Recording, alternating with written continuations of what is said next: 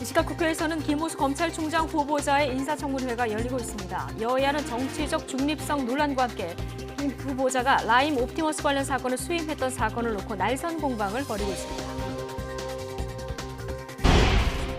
문재인 대통령이 여야 5당 대표를 청와대로 초청해서 오찬 간담회를 열었습니다. 문 대통령은 한미 정상회담 내용과 백신 협력 등 방미 성과를 설명하고 초당적 협력을 당부할 것으로 보입니다.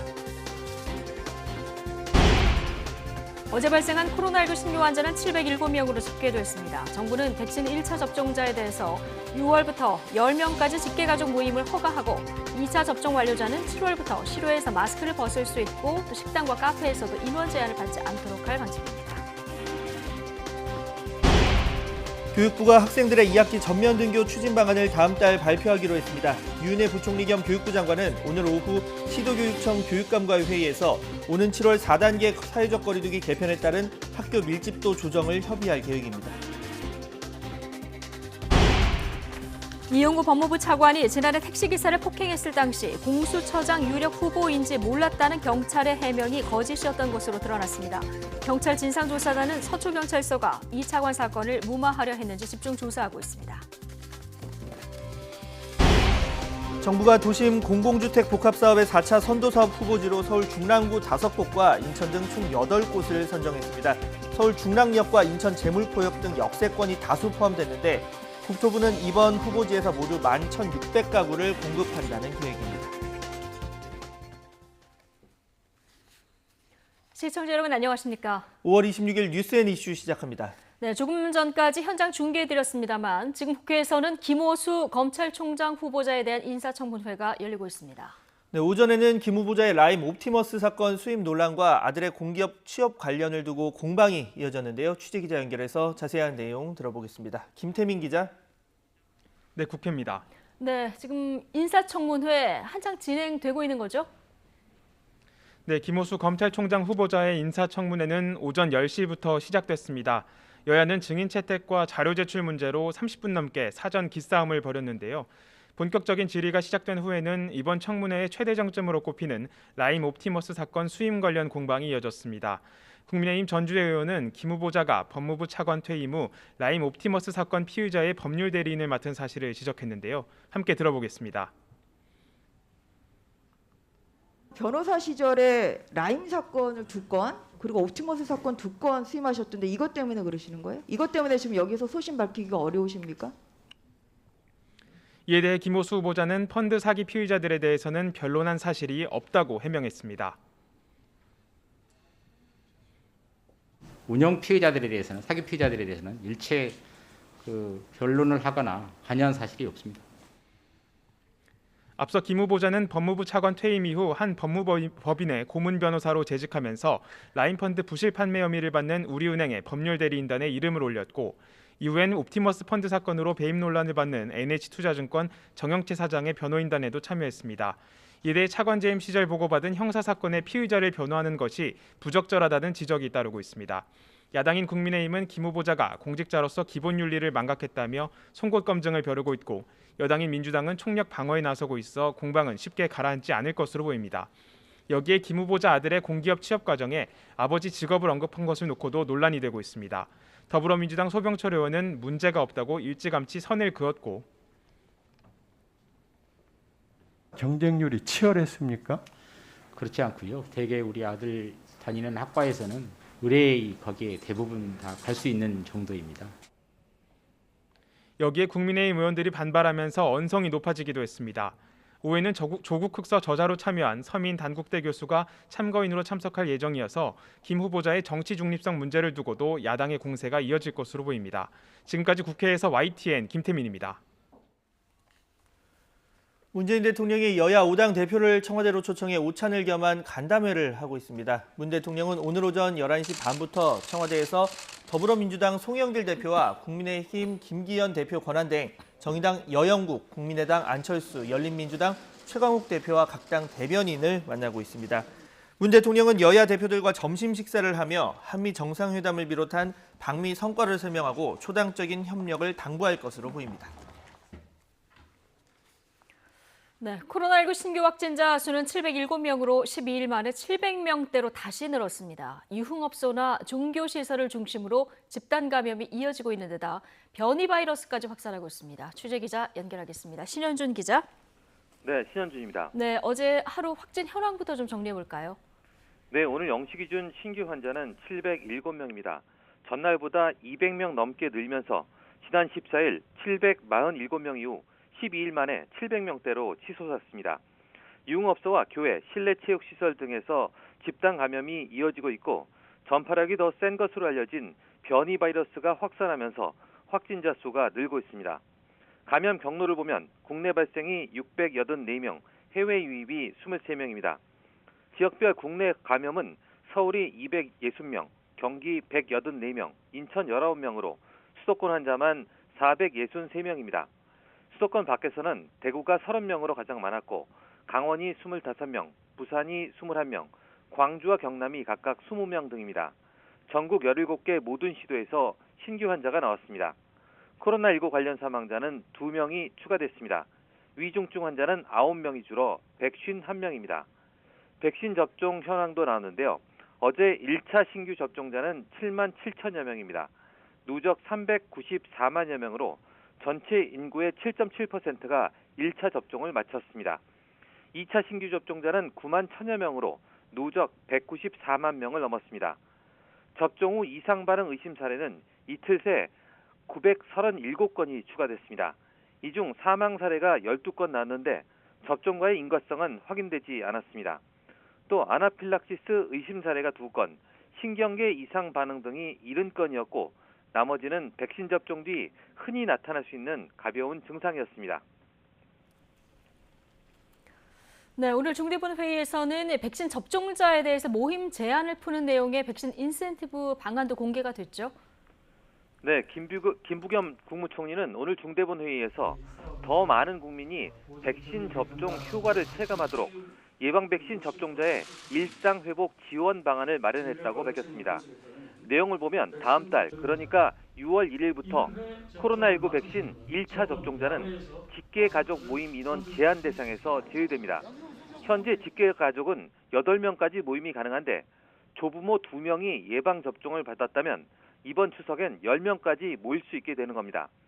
그동안 중단됐던 복지관 등 노인 복지 시설에서도 백신 접종자만이 참여하는 프로그램도 운영됩니다. 방역당국은 다만 1차 접종자란 1차 접종 뒤 14일이 지나 면역력을 갖춘 사람을 뜻한다고 설명했습니다. 전 국민의 25%가 1차 접종을 마치는 7월엔 개편된 사회적 거리두기가 적용되고 예방접종 완료자가 각종 모임 제한에서 제외됩니다. 그러니까 예방접종을 2번 다 받으면 5명이나 9명 이상 사적 모임 금지에서 제외돼 소모임이나 추석 명절 가족 모임에 자유롭게 참여할 수 있게 되는 겁니다. 1차 접종만 받은 사람은 7월부터 공원이나 등산로에서 마스크를 벗을 수 있고 야외 다중이용시설이나 종교활동에서 인원 제한을 적용받지 않게 됩니다. 또 전 국민의 70% 이상이 1차 접종을 마치는 10월엔 방역 기준을 전면 재조정할 계획입니다. 또 집단 면역이 달성되는 시점, 즉 12월 이후에는 실내 마스크 착용 완화도 검토하겠다고 밝혔습니다. 지금까지 사회부에서 YTN 신현주입니다. 네, 다시 하루 700명대 확진자가 나온 가운데 특히 종교시설을 중심으로 한 집단 감염이 끊이질 않고 있습니다. 전파력이 높은 변이 바이러스 확산도 걱정인데요. 자세한 소식 현장에 나가 있는 취재기자 연결해서 조금 더 자세히 들어보겠습니다. 김철희 기자. 네, 서울 송파구의 한 교회에 나와 있습니다. 네, 지금 김 기자가 나가 있는 그 교회에서도 집단 감염이 발생을 한 건데요. 지금 그 교회에 폐쇄 조치가 내려져 있습니까?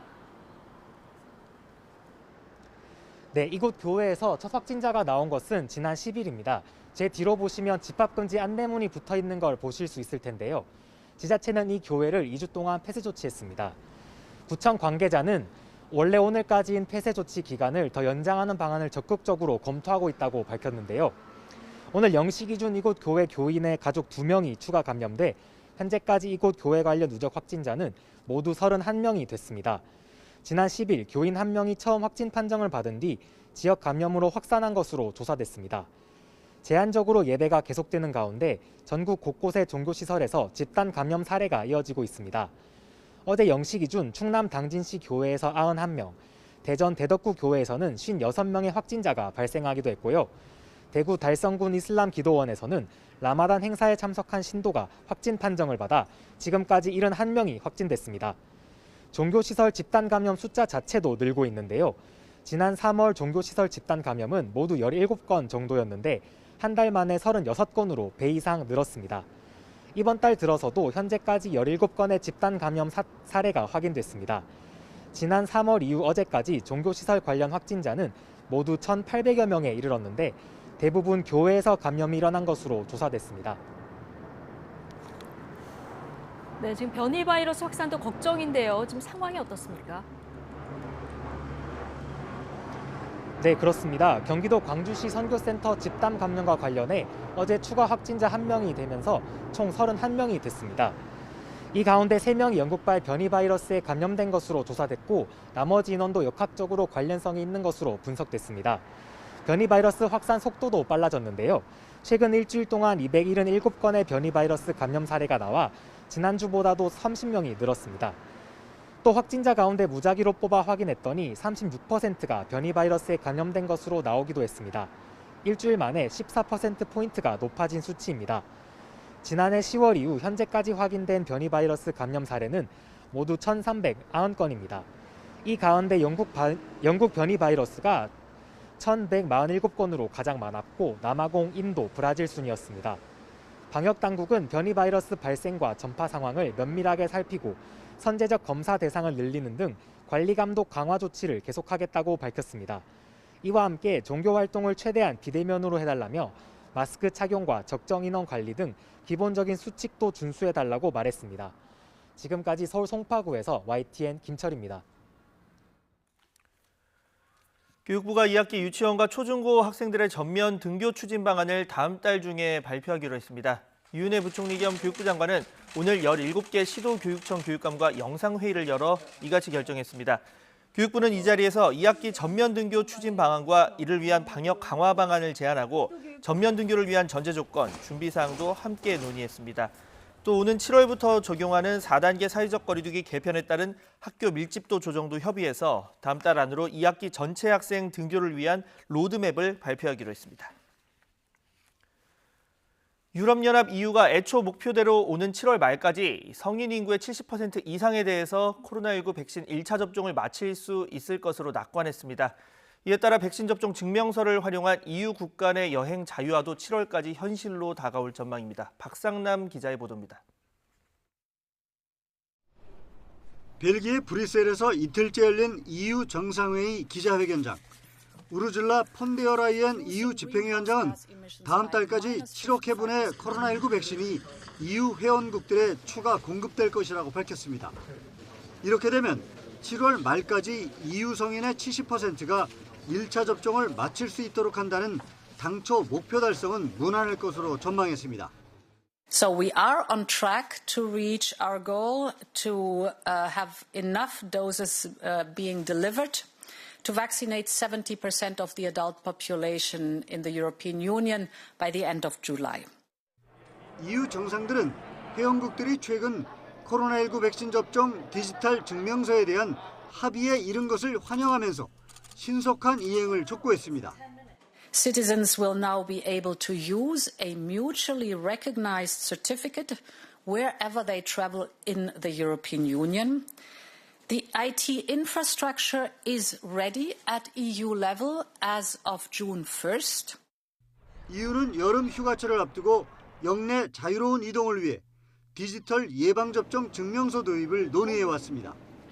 EU 집행위는 지난 3월 이 증명서를 백신 접종자나 코로나19에서 회복돼 항체를 가진 EU 거주자들에게 발급하는 방안을 제안했습니다.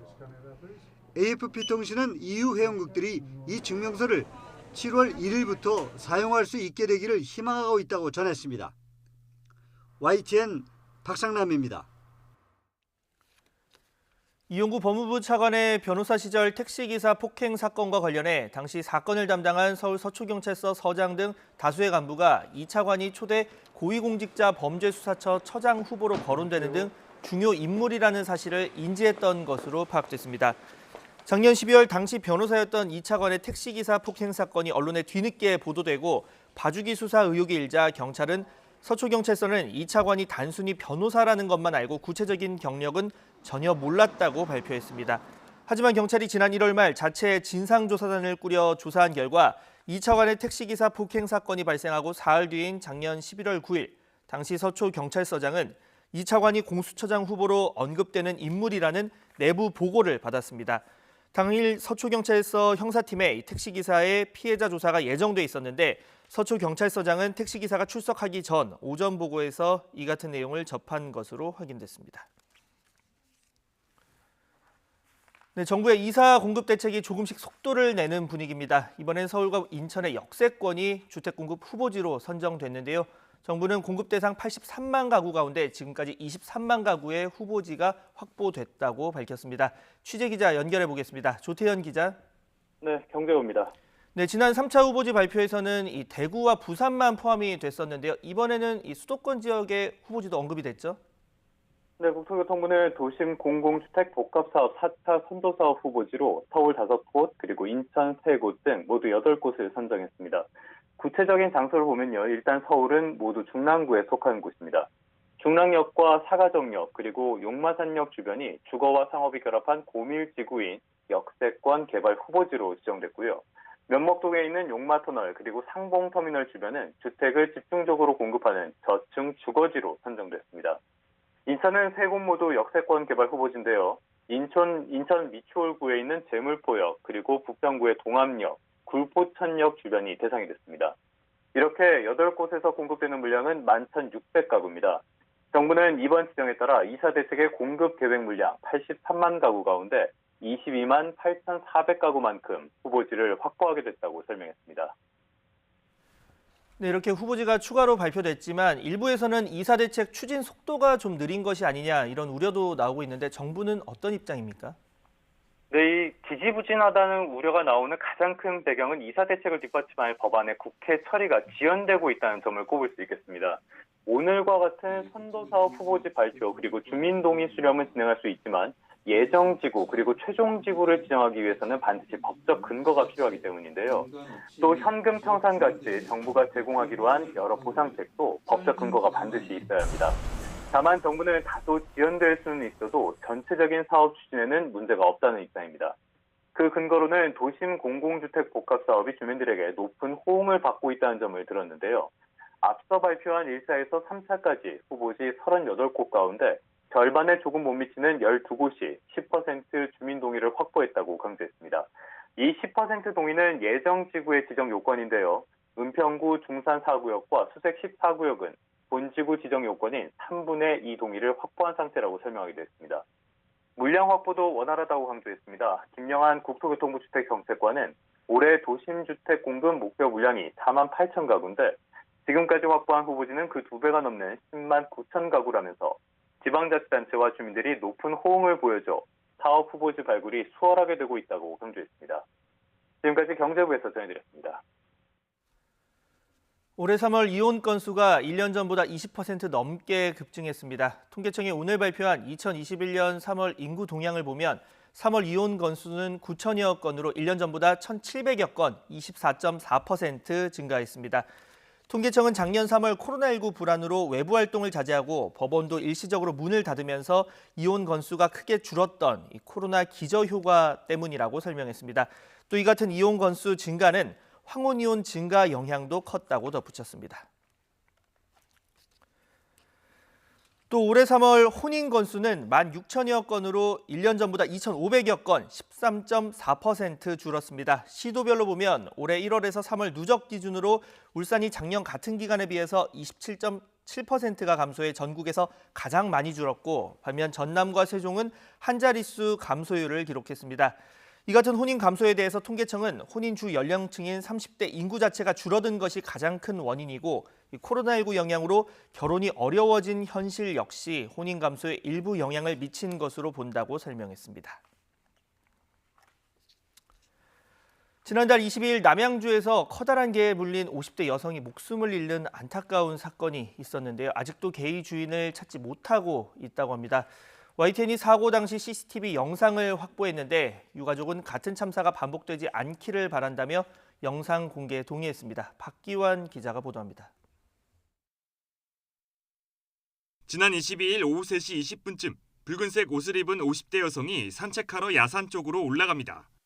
이내 CCTV에서 사라졌다가 곧 다급하게 내려오는데 성인 덩치만한 개가 팔을 물고 있습니다. 여성이 넘어지자 더욱 격렬하게 공격합니다. 좀처럼 개를 떼어내지 못한 채 사투는 3분 넘게 이어졌습니다. 어느 순간 개가 사라지자 여성은 힘겹게 언덕을 내려옵니다. 길 건너 공장 앞까지 도착해 쓰러져 있는 걸 공장 직원이 발견해 병원으로 옮겼지만 목숨을 잃고 말았습니다. 어떤 여자분이 이렇게 쓰러져 계시더라고요. 제가 깜짝 놀라갖고 바로 119에 신고를 했어요. 바로 신고한 다음에 여기 지금 사람이 지금 피 흘리고 있다고. 여성을 문 개는 몸 길이 150cm에 무게 25kg을 넘는 정도였습니다.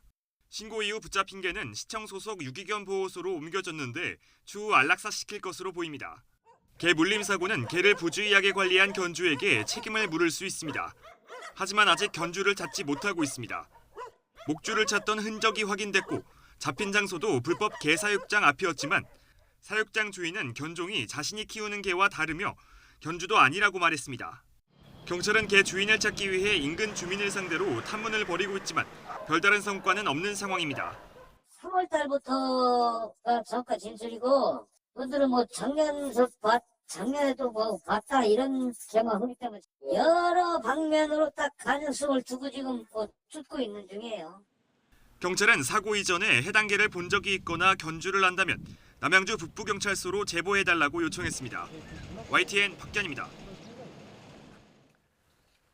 아파트 경비원 고 최희석 씨를 폭행한 혐의 등으로 1심에서 징역 5년을 선고받은 입주민의 항소심 결과가 오늘 나옵니다. 서울고등법원은 오늘 오후 폭행과 보복감금 등 혐의로 재판에 넘겨진 50살 신모 씨의 항소심 선고 공판을 엽니다. 심 씨는 지난해 4월 서울 우이동 아파트 단지 안에서 이중주차 문제로 최 씨와 다툰 뒤 여러 차례 폭행해서 다치게 하고 경찰 신고를 이유로 보복감금한 혐의 등으로 재판에 넘겨졌습니다. 토니 블링컨 미 국무부 장관이 팔레스타인과의 외교 채널 복원에 나서겠다고 밝혔습니다. 이 트럼프 전 대통령에 의해서 폐쇄됐던 예루살렘 주재 영사관을 다시 열겠다는 건데요. 여기에 이스라엘의 폭격으로 폐허가 된 가자지구 재건을 위한 원조도 약속했습니다. 김진호 기자의 보도입니다. 이스라엘과 팔레스타인 무장정파 하마스 간 불안한 휴전이 이어지고 있는 중동. 블링컨 미 국무장관이 상황을 안정화하기 위한 방문에 나섰습니다. 블링컨 장관은 마무드 아바스 팔레스타인 자치정부 수반을 면담한 뒤 예루살렘 주재 영사관을 재개관하겠다고 밝혔습니다. The United States will be moving forward with the process to reopen our consulate in Jerusalem. That's an important way for our country to engage with and provide support to the Palestinian people. 다만 그는 구체적인 영사관 개관 시점은 언급하지 않았습니다. 예루살렘 주재 영사관은 과거 미국과 팔레스타인 간 외교 채널이었으나 트럼프 전 대통령이 2018년 주 이스라엘 대사관을 텔아비브에서 예루살렘으로 옮기면서 그 기능을 축소해 대사 관할하에 뒀습니다. 트럼프 전 대통령의 당시 조처는 예루살렘을 미래의 수도로 여기는 팔레스타인 주민들의 분노를 샀습니다. 블링컨 장관은 이스라엘 팔레스타인 갈등 해결 방법으로 두 국가 해법을 재차 확인했습니다. We continue to believe is the only way to truly assure Israel's future as a Jewish and democratic state, and of course to give the Palestinians the state that they're entitled to. 블링컨 장관은 또 가자지구 재건을 위해 7,500만 달러 규모의 개발 경제 원조를 의회에 요청하기로 했다고 밝혔습니다. 다만 그는 이런 지원이 이스라엘의 존재를 용인하지 않는 하마스의 손에 들어가지 않도록 하겠다는 뜻도 재차 밝혔습니다. 블링컨 장관이 이처럼 팔레스타인 달래기에 나선 것은 전국 주도권이 줄어든 아바스 수반에게 힘을 실어주기 위한 조치로 풀이됩니다. YTN 김진호입니다.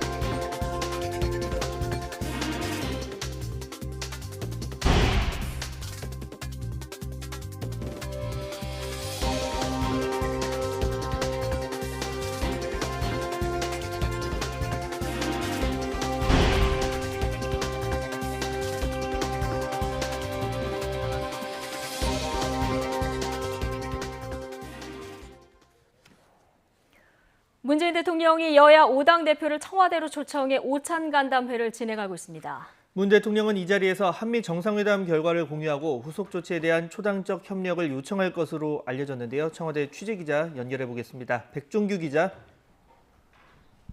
네, 청와대 춘추관입니다. 예, 간담회는 아직 진행 중인 거죠? 네, 그렇습니다. 오늘 오전 11시 반부터 시작된 문 대통령과 여야 5당 대표의 오찬 간담회는 지금도 이어지고 있습니다. 간담회장에는 여야 5당 대표들이 먼저 도착을 했는데요. 이어 초청 행사장에 도착한 문 대통령은 각 당 대표들과 반갑게 주먹 인사를 한 뒤 환담을 시작을 했습니다. 이 자리에서 문 대통령을 시작으로 여야 5당 대표들이 모두 발언을 했고 이어 자유로운 환담이 이어지고 있습니다. 여야 지도부 초청 회동은 문 대통령 취임 이후 이번이 7번째입니다. 지난해 2월 이후 1년 3개월여 만인데요. 문 대통령이 각 당 대표들을 청와대로 초청한 이유는 지난주 한미 정상회담 결과를 비롯해 미국 방문을 통해 얻은 정상 외교 성과를 공유하기 위해서입니다. 오늘 초청 행사에는 더불어민주당 송영길 대표와 국민의힘 김기현 당대표 권한대행 겸 원내대표, 그리고 정의당 여영국 대표와 국민의당 안철수 대표, 열린민주당 최강욱 대표가 참석했습니다. 또 각 당의 대변인들도 한 명씩 배석했습니다. 청와대에서는 유영민 대통령 비서실장과 서훈 국가안보실장, 이호승 정책실장, 이철희 정무수석이 참여했습니다. 오늘 오찬 간담회는 취임 이후부터 정상 외교 성과를 공유해 오던 관례에 따라 문 대통령이 여야 5당 대표를 초청했고 각 당에서 이를 수용하면서 자리가 마련됐습니다. 앞서 청와대 관계자는 오찬 간담회에서 한미 정상회의 성과와 반도체 등 산업 분야, 백신, 한미 동맹과 한반도 평화 프로세스 등에 대해 공유할 것이 많다고 강조했습니다. 또 문 대통령이 여야 5당 대표들에게 한미 정상회담 성과를 극대화하기 위해 초당적인 협력을 요청하는 자리라고 행사 취지를 설명하기도 했습니다. 문 대통령은 오늘 한미 정상회담 후속 조치 이행에 필요한 국회 입법 과제에 대해 여야의 협력도 당부할 것으로 보입니다. 오늘 야당에서는 백신 문제를 비롯해 부동산 문제 등 국내 현안 문제를 날카롭게 지적할 가능성도 있습니다. 방미 직전까지 인사청문회와 관련한 진통이 있었기 때문에 야당이 반대한 총리와 장관 임명 등에 대해 유감을 표할 수도 있습니다. 오늘 초청 간담회에서 문 대통령이 여야의 협치를 어떤 방향으로 이끌어낼 수 있을지도 주목해서 지켜볼 필요가 있을 것으로 보입니다. 지금까지 청와대 춘추관에서 YTN 백종규입니다. 대선 출마를 선언한 더불어민주당 박용진 의원은 선거에 이긴 야당은 세대교체론으로 들썩이고 혁신 바람이 부는데 민주당은 줄 세우기, 세과시, 계파 정치 등 구태 정치로 가고 있다고 비판했습니다. 박 의원은 오늘 자신의 SNS에 낡고 맥없는 정치에 책임 있는 사람들은 집으로 가시라는 것이 국민의 요구라며 소신 있게 행동하고 힘들어도 할 일은 해온 사람이 세대교체의 전면에 나서야 할 때라고 말했습니다. 이어 당 지도부를 향해서 경선 일정 연기 논란을 마무리 짓고 하루빨리 당 대선기획단을 구성한 뒤 현 당원 당규에 규정된 일정에 따라 경선을 준비해달라고 촉구했습니다. 국민의힘 당 대표 선출을 위한 예비경선 여론조사가 시작됐습니다. 국민의힘은 오늘부터 내일까지 여론조사 기관 2곳에 의뢰해 당원 선거인단과 일반 국민 4,000명을 대상으로 여론조사를 실시합니다. 여론조사 결과에 따라 이르면 내일 오후 본선 진출자 5명이 결정됩니다.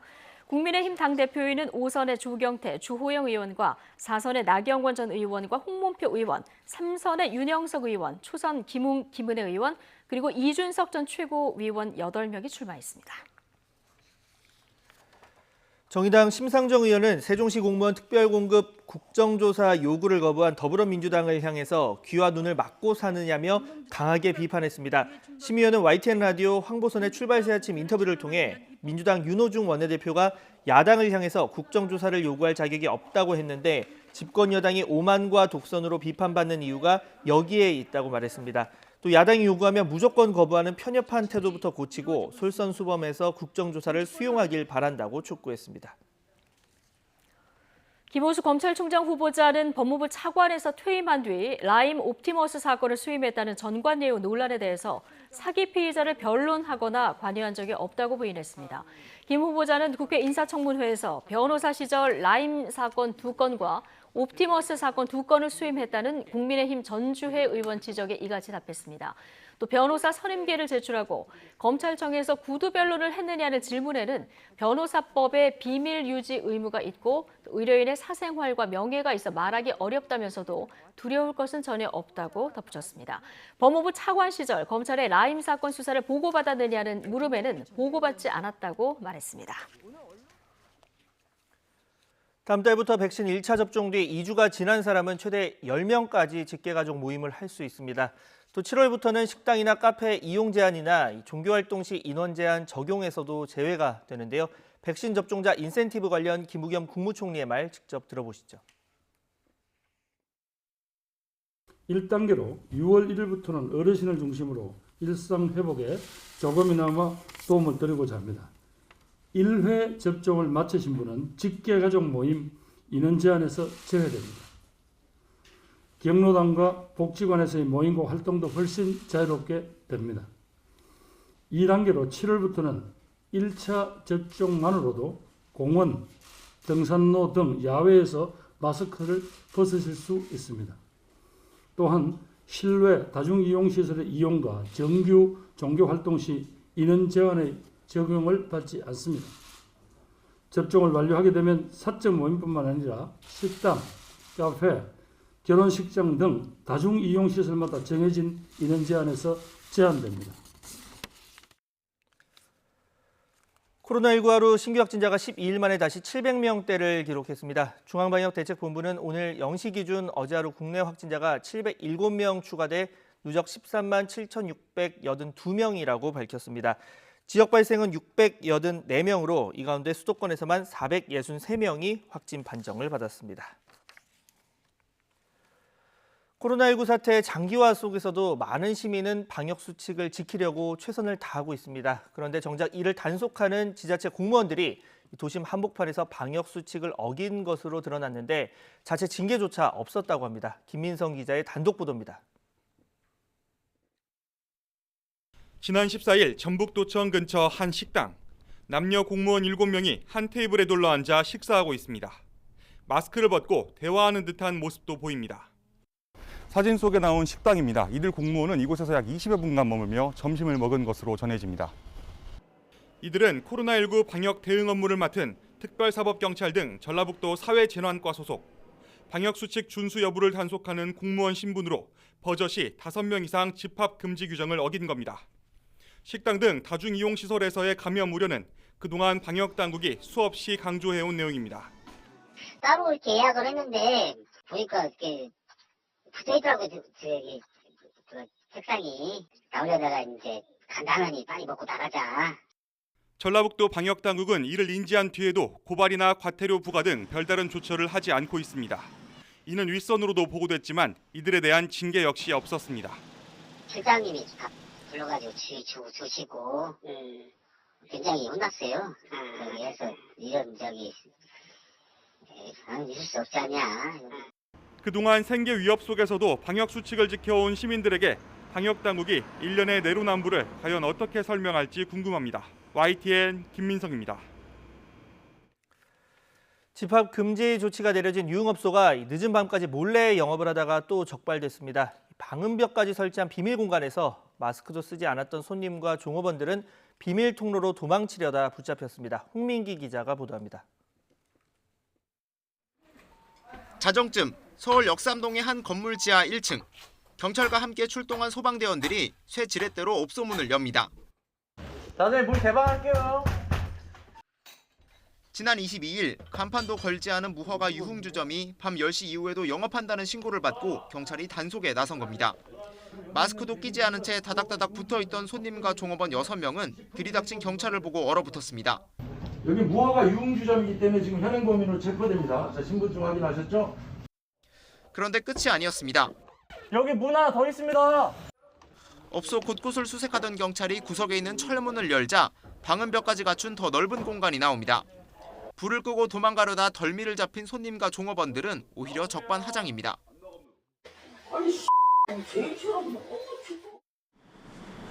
이들이 도망치려던 곳은 옆 건물로 이어지는 비밀 통로였습니다.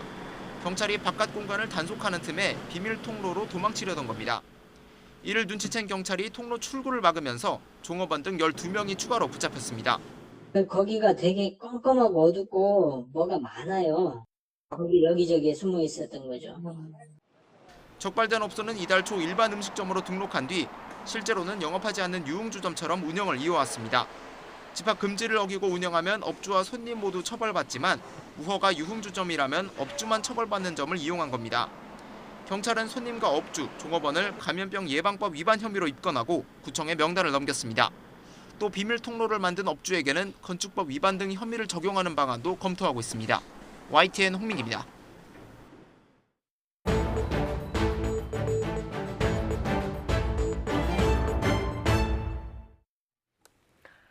네, 우리 가계가 지고 있는 빚이 1분기 말 현재 1,765조 원으로 또 사상 최대를 기록했습니다.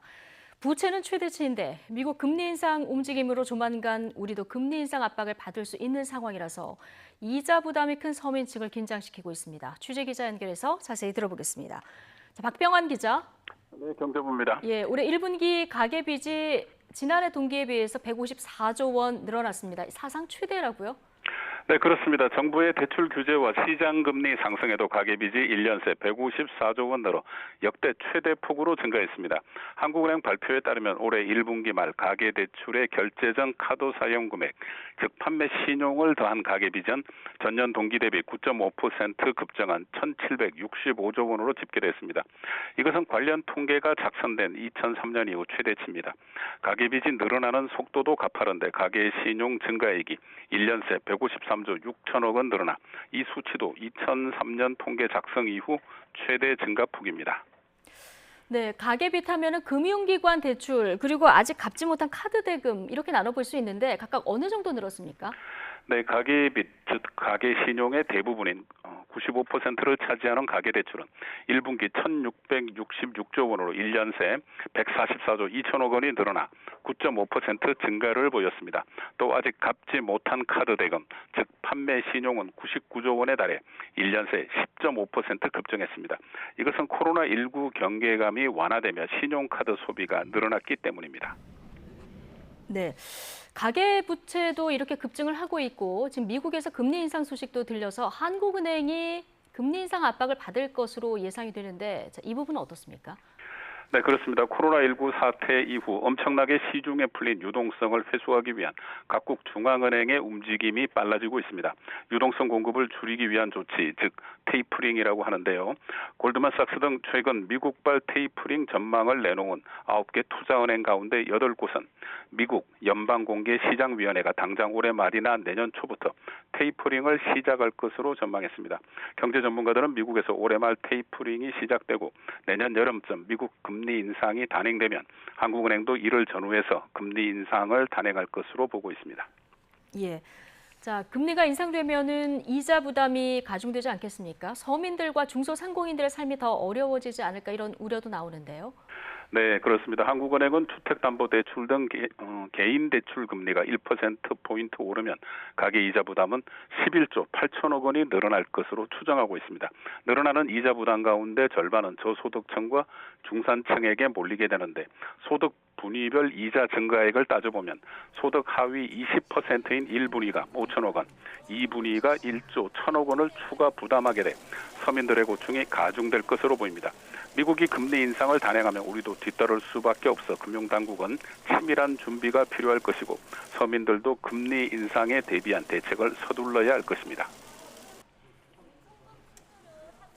네, 지금까지 경제부 박병한 기자였습니다. 네, 세계적인 차량용 반도체 부족 속에 인도에서 코로나19 확산세가 계속되면서 현대차와 기아차 공장 가동이 줄줄이 중단되고 있습니다.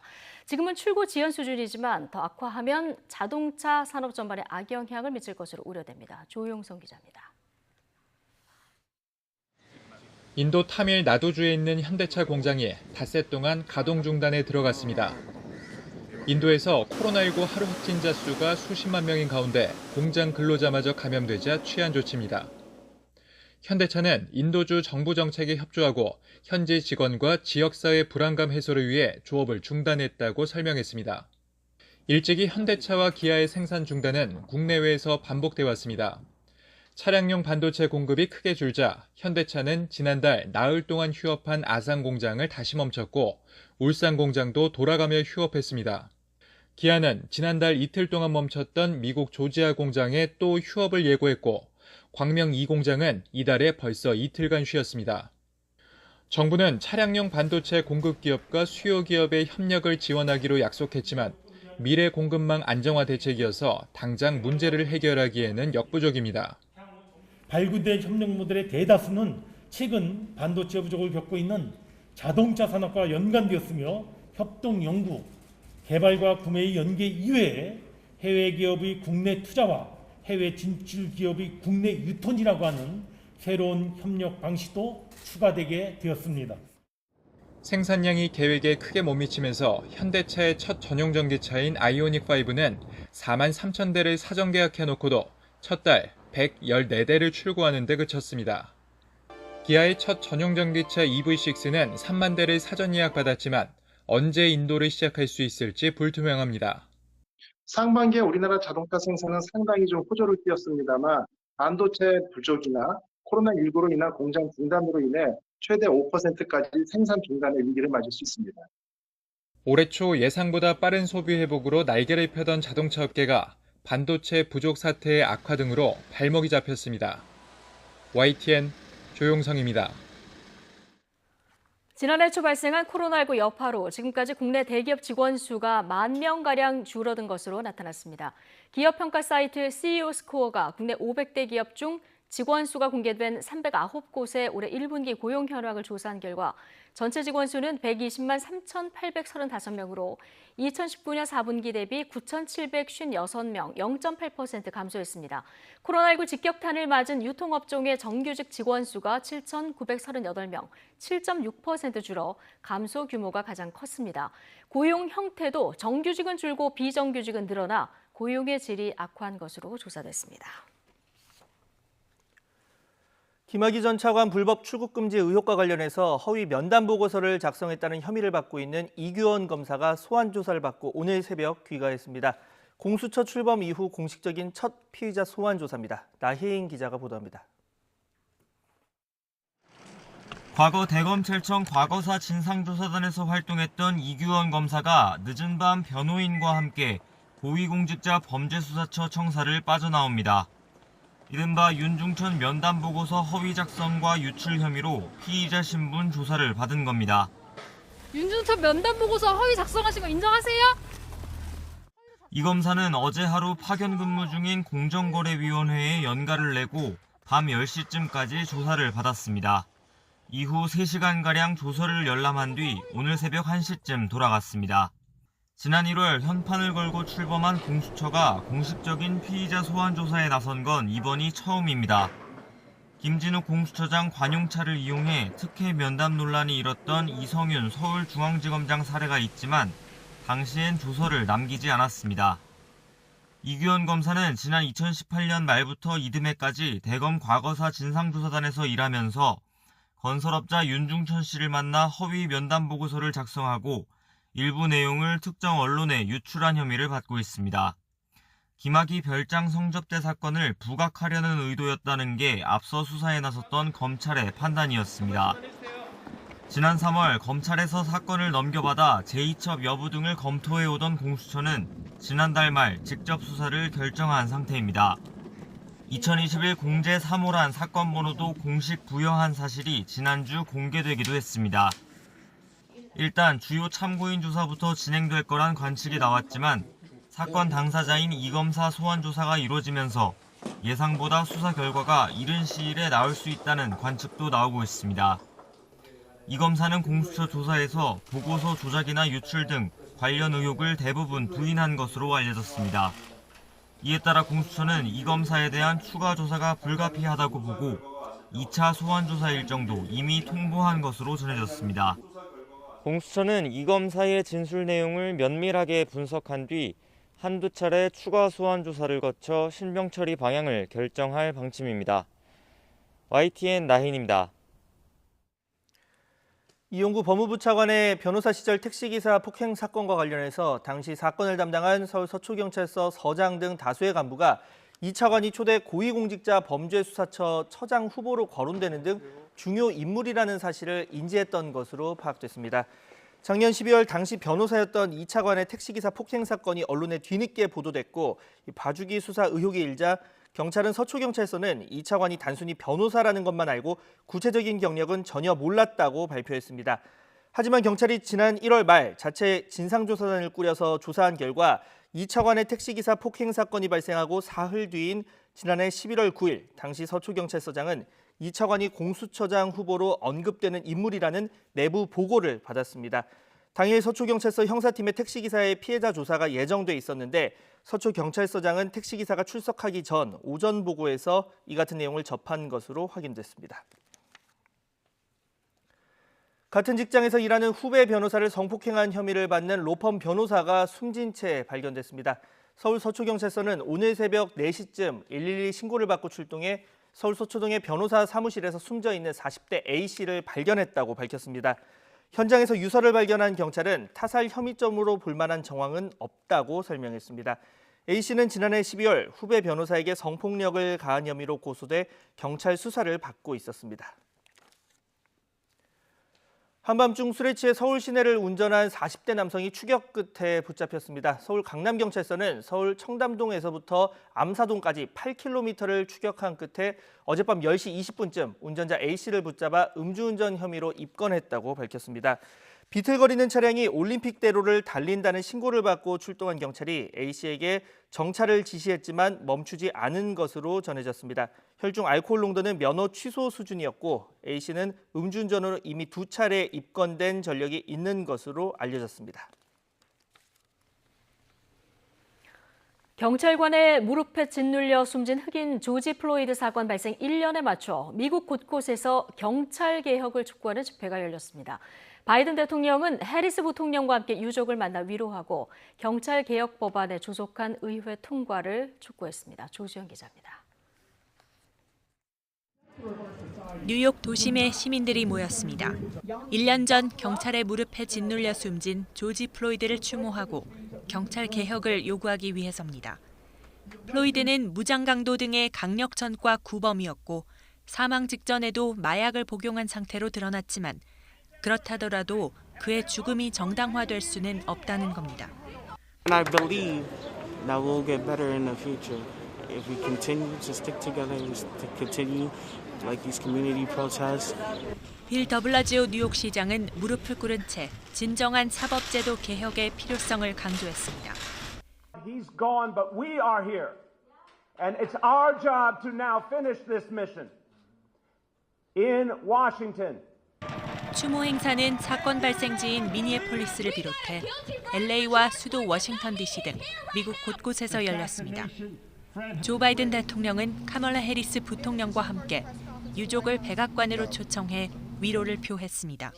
그러면서 플로이드 사망을 계기로 추진 중인 경찰 개혁 법안에 조속한 의회 통과를 촉구했습니다. I'm hopeful that sometime after Memorial Day we'll have an agreement on the George Floyd legislation. 1년의 흑인 사망 사건 때마다 불거지는 시위 물결이 정치적으로 변질되거나 상징적인 행동에 그치지 않고 실질적인 해법 마련으로 이어질지 관심이 모아집니다. YTN 조수연입니다. 도널드 트럼프 전 미국 대통령이 미국 역사상 처음으로 기소되는 전직 대통령이 될 위기에 처했습니다. 미국 뉴욕주 맨해튼 검찰청이 트럼프 전 대통령을 기소하기 위해서 대배심을 구성했다고 워싱턴 포스트가 보도했습니다. 이 신문은 이 사안에 정통한 2명의 소식통을 인용해 대배심이 앞으로 6개월간 일주일에 3번씩 회의를 열어 트럼프 전 대통령 사건 전반에 대한 심리를 진행할 것이라고 전했습니다. 맨해튼 검찰은 트럼프 전 대통령이 2016년 대선을 앞두고 자신과 혼외 정사를 벌였다고 주장한 여성들에게 거액의 입막음 돈을 전달했다는 의혹을 변호사 마이클 코언이 인정한 뒤에 2018년 관련 탄루 수사에 착수했고, 이는 곧 취임 이전 부동산 사업 전반의 사기 및 탈세에 대한 수사로 확대됐습니다. 미국에서 2살배기 아기가 지능지수 IQ 146으로 인정받아 최연소로 자국 멘사에 가입했다고 미 폭스뉴스가 보도했습니다. 로스앤젤레스에 사는 여자아이 카실 퀘스트는 땅의 모양과 위치만 보고도 미국 50개 주를 모두 구분하고 현재는 스페인어를 배우고 있으며 수화도 어느 정도 이해하는 것으로 알려졌습니다. 멘사는 높은 IQ를 가진 사람만 회원 가입 자격이 주어지는 국제단체며 미국인의 평균 IQ는 100으로 전해졌습니다. 봄에서 여름으로 가는 길목에 날씨 변덕이 참 심합니다. 지금 서울은 구름 사이로 볕이 간간히 내리쬐고 있지만 낮 한때 서울도 수도권과 영서 지역에는 5mm 미만의 약한 비가 조금 내리겠습니다. 오후 3시 무렵을 전후해서는 제주도를 시작으로 내일은 전국 곳곳에 요란한 비가 내리겠는데요. 금요일에도 또 한 차례 비 소식 들어 있습니다. 당분간 외출하실 때에는 작은 우산을 꼭 챙겨 다니시기 바랍니다. 오늘 하늘에는 구름 많다가 점차 하늘빛이 흐려지겠습니다. 전국의 미세먼지 농도는 좋음에서 보통 수준으로 공기는 청정하겠는데요. 낮 기온은 어제보다 2에서 4도 높아 따뜻하겠습니다. 서울 낮 기온 24도, 대전과 대구 26도, 광주는 25도로 예상됩니다. 오후부터는 남쪽에서 다가오는 비구름의 영향으로 제주도에 비가 내리겠습니다. 밤에는 남해안 지역까지 비가 확대하겠고 내일 새벽부터 오후 사이 전국 곳곳에 요란한 비가 이어지겠습니다. 그 사이 제주 남부와 동부에 최고 80mm의 많은 비가 내리겠고요. 남해안과 제주 북부, 서부에 10에서 30mm, 그 밖에 내륙에는 5에서 10mm의 비가 예상됩니다. 이후 금요일인 모레에도 또 전국에 비가 내리면서 서늘한 날씨가 이어지겠습니다. 주말부터는 맑고 따뜻한 봄 날씨를 되찾겠습니다. 오늘 밤부터 내일까지 전국적으로 돌풍과 벼락을 동반한 요란한 비가 예상이 됩니다. 특히 제주도에는 밤사이 시간당 15mm 안팎의 강한 비가 쏟아지는 곳도 있으니까요. 비 피해가 발생하지 않도록 대비를 철저하게 해주시기 바랍니다. 지금까지 평화의 공원에서 YTN 홍나실입니다. 수요일 뉴스앤이슈 마치겠습니다. 잠시 뒤 더 뉴스가 이어집니다. 함께해 주신 여러분 감사합니다.